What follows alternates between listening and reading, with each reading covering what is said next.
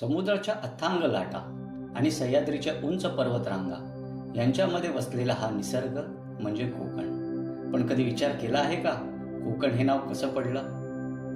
हा प्रदेश एका बाजूला अरेबियन सी आणि दुसऱ्या बाजूला सह्याद्री पर्वतरांगाने वेढलेला आहे. समुद्र आणि डोंगर यांच्यामध्ये असलेला हा लांबट जमिनीचा पट्टा म्हणजे कोकण. इतिहासकारांच्या मते कोकण हा शब्द संस्कृतमधील कुंकण किंवा कोकण पासून तयार झाला आहे. को म्हणजे जमीन आणि कण म्हणजे तुकडा, म्हणजेच डोंगर आणि समुद्र यांच्यामध्ये असलेला छोटा जमिनीचा तुकडा, तो म्हणजे कोकण.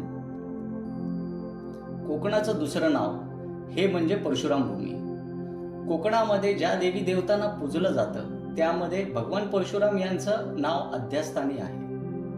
पौराणिक कथेनुसार परशुरामांनी समुद्राला बाण मारून मागे हटवले आणि जिथे समुद्र मागे गेला तिथून निर्माण झाली ही पवित्र भूमी कोकण.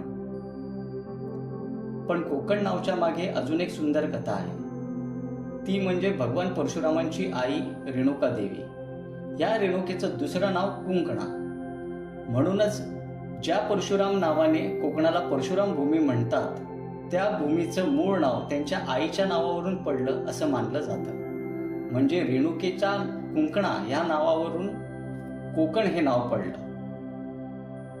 हिरव्यागार नारळाच्या बागा, लाल माती, शांत समुद्रकिनारे, इतिहास, श्रद्धा आणि निसर्ग यांचा सुंदर संगम म्हणजे कोकण. ही होती कोकणच्या नावामागची अद्भुत कहाणी. पुढच्या भागात आपण जाणून घेणार आहोत परशुराम आणि कोकणची संपूर्ण पौराणिक कथा. अशाच रंजक माहिती करता आमच्या पेजला फॉलो करा आणि तुमचा कोकण प्रवास आमच्यासोबत प्लॅन करा.